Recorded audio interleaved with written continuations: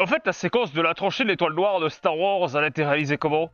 Lorsque George Lucas s'est lancé dans la réalisation de Star Wars, il s'est rapidement heurté à un problème majeur. Les effets spéciaux dont il avait besoin n'existaient pas encore. Aucun studio ne savait comment réaliser les scènes qu'il imaginait. Alors, il a créé sa propre société d'effets spéciaux, Industrial Light and Magic, ILM, et s'est entouré d'une équipe de passionnés du cinéma et de bricoleurs de génie. La solution d'ILM? Ne pas bouger les modèles, mais bouger la caméra.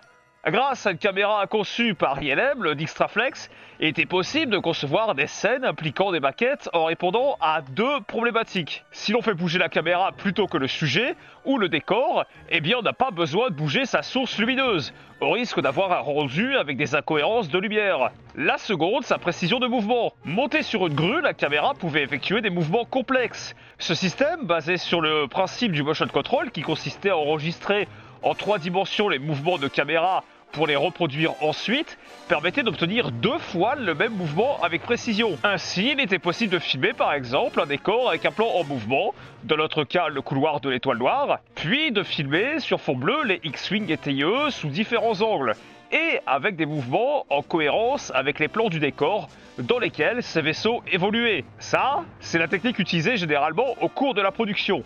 Mais la séquence de la tranchée apportait une contrainte supplémentaire, la vitesse dans laquelle elle se déroulait. Afin d'obtenir l'illusion d'une bataille nerveuse, il a été calculé que la caméra devait se déplacer à 30 km/h. Alors la caméra a été installée sur une voiture, et comme la maquette ne mesurait que 12 mètres de long, plusieurs séquences ont été effectuées. À chaque prise, les différentes parties du couloir étaient mélangées pour casser l'effet de répétition qui aurait été perceptible facilement. Et la technique du matte painting était utilisée pour renforcer l'illusion d'infini de cette tranchée, c'est-à-dire la prolongation du décor peint sur une plaque de verre et ajouté par-dessus le plan filmé dans des décors conçus ou déjà existants physiquement. D'ailleurs, ce que vous pouvez voir ici, c'est réellement une explosion sur la maquette.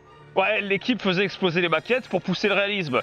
Faut pas oublier qu'on est en 76, bien avant les effets numériques d'aujourd'hui. Une fois toutes ces prises filmées séparément, elles étaient combinées en post-production.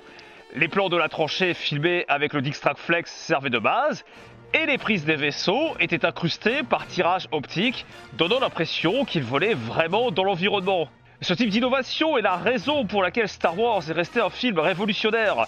Sans le Dixtraflex, les matte painting et les explosions miniatures, la bataille de l'étoile noire n'aurait jamais eu cet impact visuel saisissant et inédit pour l'époque. C'est encore plus dingue quand on sait qu'initialement les investisseurs voulaient supprimer la séquence de la bataille de l'étoile noire, faute de temps et à cause du budget qui ne cessait de croître.